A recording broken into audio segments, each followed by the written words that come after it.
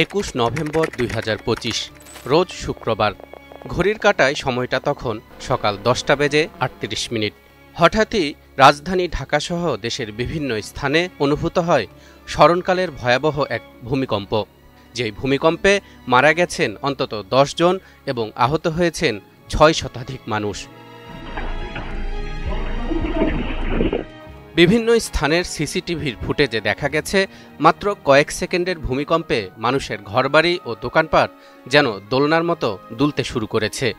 লোকজন আতঙ্কিত হয়ে সবাই রাস্তায় বেরিয়ে পড়ছে, এমনকি জীবন বাঁচাতে কেউ কেউ নিজের স্ত্রী সন্তানকে ফেলে রেখেই বাইরে চলে যাচ্ছে। ইসলামী বিধান মতে এভাবেই কোনো এক শুক্রবার ইসরাফিল আলাইহিসসালামের বিকট এক ফুৎকারে প্রকম্পিত হবে আসমান জমিন সবকিছু। সেদিনের সেই চূড়ান্ত ভূমিকম্পে চাঁদ সূর্য গ্রহ নক্ষত্র সবকিছু টুকরো টুকরো হয়ে ধুলোয় মিশে যাবে। সেদিনের ভূকম্পন সম্পর্কে মহান আল্লাহ তাআলা জিলজাল নামে পুরো একটি সূরাই নাজিল করেছেন। সেই সূরার প্রথম দিকে ইরশাদ হচ্ছে, ইযা যুলজিলাতিল আরদু জিলজালাহা ওয়া আখরাজাতিল আরদু আসকালাহা وقال الإنسان ما لها يومئذ تحدث أخبارها بأن ربك أوحى لها। যখন প্রচণ্ড কম্পনে জমিন প্রকম্পিত হবে আর জমিন তার বোঝা বের করে দেবে, তখন মানুষ বলবে, এর কি হলো? সেদিন জমিন তার বৃত্তান্ত বর্ণনা করবে, যেহেতু তোমার রব তাকে নির্দেশ দিয়েছেন। এই সূরায় কিয়ামতের যে ভয়াবহ দৃশ্যের কথা বলা হয়েছে, এবারের এই সামান্য ভূকম্পন তারই যেন ছোট্ট এক পূর্বাভাস। উঁচু নিচু দালানকোঠা আর দোকানপাটে থেকে যারা সামান্য কম্পন অনুভব করেছেন, তারা একটু হলেও টের পেয়েছেন কিয়ামতের ভূকম্পন কতটা ভীতিকর হতে পারে। কুরআন হাদিসের বর্ণনা থেকে জানা যায়, আল্লাহ তাআলা তার বান্দাদেরকে সতর্ক করার জন্য মাঝে মধ্যে বিভিন্ন ধরনের বিপদ আপদ কিংবা প্রাকৃতিক দুর্যোগের সম্মুখীন করেন। এসব প্রাকৃতিক দুর্যোগ ও বিপদ আপদ পৃথিবীতে আল্লাহ তাআলার কুদরতের নিদর্শন। ভূমিকম্প তার এ নিদর্শনসমূহের অন্যতম। ইতিহাস বলছে, অতীতে বহু অবাধ্য ও নাফরমান জাতিকে মহান আল্লাহ তাআলা ভূমিকম্পের মাধ্যমে সমূলে ধ্বংস করে দিয়েছেন।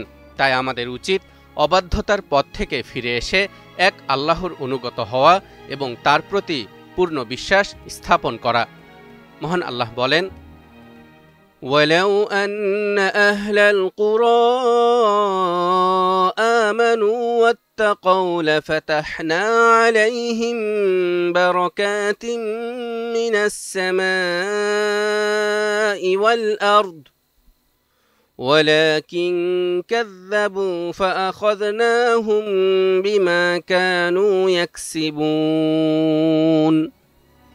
জনপদগুলোর লোকেরা যদি ঈমান আনত আর তাকওয়া অবলম্বন করত, তাহলে আমি তাদের জন্য আসমান আর জমিনের কল্যাণ উন্মুক্ত করে দিতাম, কিন্তু তারা সত্যকে প্রত্যাখ্যান করল, কাজেই তাদের কৃতকর্মের কারণে তাদেরকে পাকড়াও করলাম। তাই যখনই কোথাও ভূমিকম্প হয় অথবা সূর্যগ্রহণ কিংবা ঝোড়ো বাতাস বা বন্যা হয়, তখন সবার উচিত মহান আল্লাহর কাছে অতি দ্রুত তাওবা করা, তার কাছে নিরাপত্তার জন্য দোয়া করা, মহান আল্লাহকে বেশি পরিমাণে স্মরণ করা এবং ক্ষমা প্রার্থনা করা। এর পাশাপাশি প্রাকৃতিক দুর্যোগের কবল থেকে মুক্তির জন্য দরিদ্র ও মিসকিনদের প্রতি দয়া প্রদর্শন করা এবং তাদের দান করা উচিত। কেননা রাসূল সাল্লাল্লাহু আলাইহি ওয়াসাল্লাম বলেছেন, দয়া প্রদর্শন করো, তাহলে তোমার প্রতিও দয়া প্রদর্শন করা হবে। অন্যদিকে আনাস রাদিয়াল্লাহু তাআলা আনহু রাসূলুল্লাহ সাল্লাল্লাহু আলাইহি ওয়াসাল্লাম থেকে হাদিস বর্ণনা করে বলেন, নবীজি সাল্লাল্লাহু আলাইহি ওয়াসাল্লাম বলেছেন, তোমরা অধিক হারে দান সদকা করো, কেননা বালা মুসিবত সদকাকে অতিক্রম করতে পারে না। খলিফা ওমর বিন আব্দুল আজিজের আমলে ভূমিকম্প হলে তিনি গভর্নরদেরকে চিঠি লিখে নির্দেশনা দিতেন, যাতে লোকেরা প্রচুর পরিমাণে দান সদকা করে। ভূমিকম্পের সময় পাঠ করার জন্য নির্দিষ্ট কোনো দোয়া বা জিকির সহিহ হাদিসে বর্ণিত হয়নি।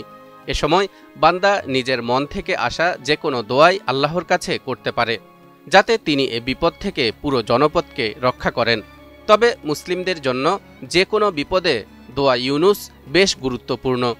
যে কোনো সংকট ও অস্থিতিশীল সময়ে এই দোয়া পড়া সুন্নত। আল্লাহর নবী ইউনুস আলাইহিসসালাম বিপদে পড়ে বারবার এই দোয়া পড়েছিলেন। তখন আল্লাহ তাআলা তার দোয়া কবুল করে তাকে সংকট থেকে মুক্তি দিয়েছিলেন। ভূমিকম্প এমনই এক দুর্যোগ যা নিবারণ, প্রতিকার বা প্রতিরোধ করা বা পূর্বাভাস পাওয়ার মতো কোনো প্রযুক্তি মানুষ এখনও আবিষ্কার করতে পারেনি। সুতরাং ভূমিকম্পের ভয়াবহতা থেকে বাঁচতে আল্লাহর কাছে ক্ষমা ও আশ্রয় প্রার্থনা করা ছাড়া আর কোনো উপায় নেই। তালহা ইবনে রেজা, নিউজ 24।